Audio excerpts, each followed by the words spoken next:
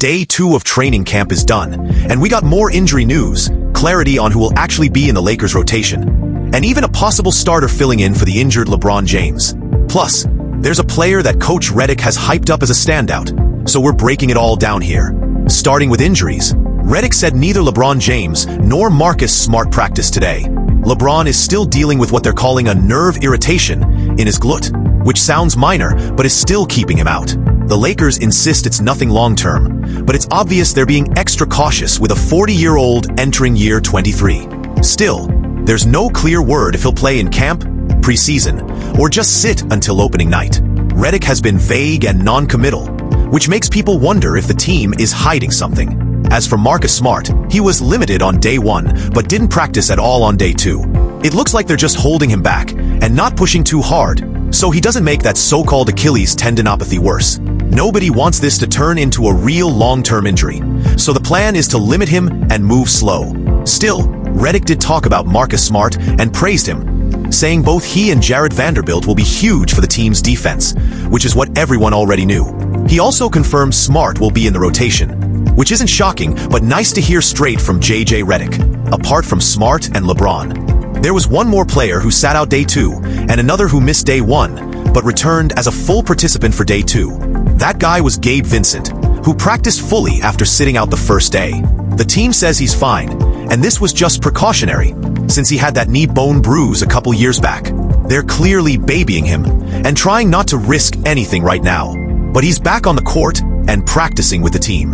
JJ Redick also confirmed more players in the rotation, including Marcus Smart, Jake LaRavia, Austin Reeves, Luka Doncic, and Gabe Vincent as guards who will get minutes.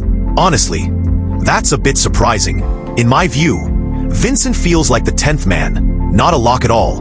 He could easily have been battling for that role with Dalton Connect, or even someone like Adama Sanogo and maybe Maxi Kleber, even though they play different spots. That's the kind of camp competition I expected, not a locked-in rotation this early. But clearly Redick is high on Vincent, preferring him as a safe two-way player instead of taking a chance on Connect's scoring upside or Kleber's versatility. And speaking of Kleber, he didn't practice on day 2 after a so-called tweaked quad from day 1. Now he's getting an MRI just to make sure it's not a real injury, though the team is downplaying it.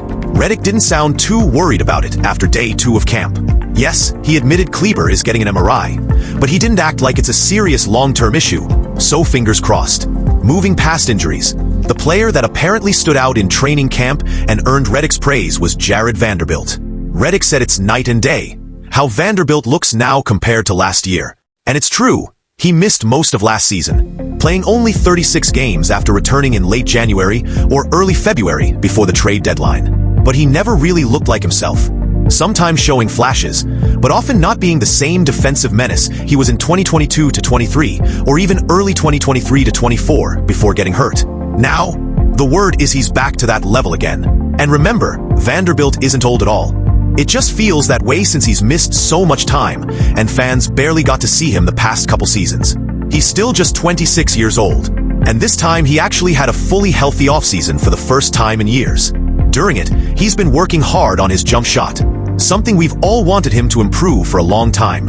Over the summer, he trained often with NBA trainer Chris Johnson, focusing on catch-and-shoot threes from the corner and wing, backdoor cuts, and overall offensive polish. The grind is clear in the background clips. After day 2 of camp, he stayed late, letting reporters film while he practiced shots with Jake LaRavia. His form looks different too. Maybe a quicker release, maybe a slightly lower release point, and hopefully way more reliable than before. But let's be real, this is just training camp shooting drills. No defender running at him, no high-pressure moments. Until we see him knock those down in real NBA games, it's all just empty practice hype. It's still great to finally see Jared Vanderbilt back on the floor, earning praise from JJ Redick and actually proving it where we can watch. Personally, I'm optimistic about him. I usually am. I've always been a Vanderbilt believer, but after hearing the compliments and seeing the actual proof, this really could be a bounce-back year for him. The energy, the defense, even some shooting, it's all looking promising. And if you don't take my word for it, just listen to JJ Redick or Jake LaRavia, who both backed him up too. I think with a healthy Vando and hopefully a healthy Marcus. I think our ability to put more pressure on the basketball earlier in the defensive possession will be a real thing. I don't think it's night and day the way Vando's moving right now, even from when we finished the season. Like his growth in body mechanics this summer is significant. It's evident in the first 2 days of camp. As far as our shift presentation and rules, like I don't necessarily think we're going to change a whole lot. There's always tweaks. There's tweaks to language. There's tweaks to techniques and stuff. There's a little bit of that, but certainly those guys give us another weapon defensively. Yeah, I mean it's gotten much better. I know early on in my career we didn't respect him as a shooter, but fair to say that he can shoot the ball very well now. He's been hitting shots. I don't know if he tweaked something, but yeah, it looks really good now. Like I said, Redick praised Jared Vanderbilt, saying he looks like the pre-injury version of himself. And not only that, but he wants to actually use him that way again. Meaning, instead of sticking him near the rim like they did after last year's trade deadline, he'll be out on the perimeter, causing chaos as a defensive pest the way he did before the injury during the 2023-24 season. If that really happens, it's a big win for Vanderbilt. In my view, that role fits him way better. He's not built to be a rim protector or play center, but he is built to hound stars, switch around, and make life miserable for the best scorers on the other side. Vanderbilt getting back to being that defensive pest is exactly what the Lakers need. But here's the surprising part. Besides J.J. Redick, Jake LaRavia also praised Vanderbilt, and shockingly it was about his offense, specifically his three-point shot. LaRavia said it looks way better than before, that it's actually going in, and that he expects it to fall more often. That's not something you usually hear about Vanderbilt, so it's rare praise. It does back up the idea that all his off-season work, shooting drills, conditioning, health, has really changed his game. Between his improved durability, a cleaner jumper, and his defense looking like pre-injury form, it's all sounding pretty great for him. But he's not the only standout. Another player Redick and reporters keep mentioning is Jake LaRavia, who was also confirmed as part of the rotation. We all saw it coming, but J.J. Redick officially confirmed it.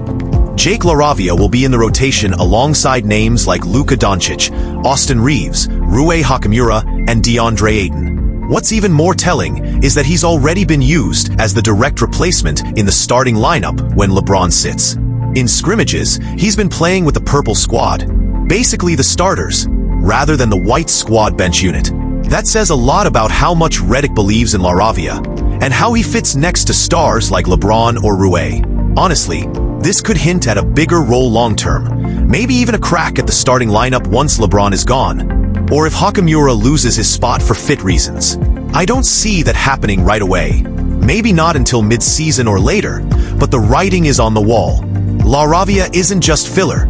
He's being groomed for something bigger. And we even heard it straight from Jake LaRavia himself.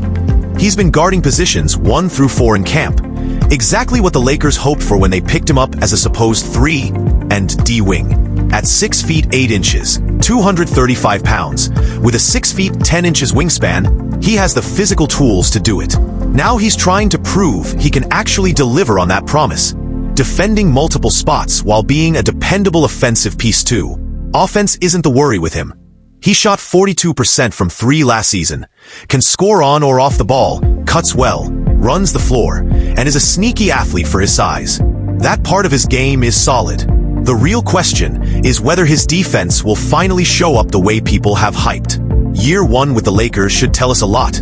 And honestly, I'm eager, but also skeptical to see if he's really the versatile stopper they're selling. It's easy to talk about defense, but proving it on an NBA floor is something else entirely. Still, LaRavia has given some reason for optimism. Last season, he posted a plus 1.1 defensive BPM, which looks a lot better when you compare it to Rui Hachimura's minus 0.6 or Austin Reeves' minus 0.5. The numbers suggest he can impact defense, especially as a playmaker, forcing turnovers, getting deflections, and picking off passes. That's the version he's trying to show the Lakers now, proving he can be the versatile defender they badly need. But again, it's all about showing it consistently against top competition. To wrap up day 2 of training camp, we got the updates. Maxi Kleber now dealing with a quad tweak. LeBron still sitting, Marcus Smart still out, and Gabe Vincent cautiously managed. Vincent being back, the health questions surrounding the team, the updates on Jared Vanderbilt, the optimism from JJ Redick and Jake LaRavia, plus LaRavia stepping into the starting lineup while the aging LeBron James sits out. It all paints an interesting picture of the Lakers right now. Add in the early look at their potential rotation, and the players Redick has basically locked in. And that's where things stand after day 2 of training camp. So what do you think? How do you feel about the Lakers situation? The footage, the reports, the injuries, and the rotation outlook moving forward? Drop your thoughts in the comments below. That's going to wrap this one up. And if you enjoyed it, make sure to like the video, subscribe to the channel if you haven't, and hit the notification bell so you don't miss the next upload. As always, thanks for watching, and have a great day or night. Music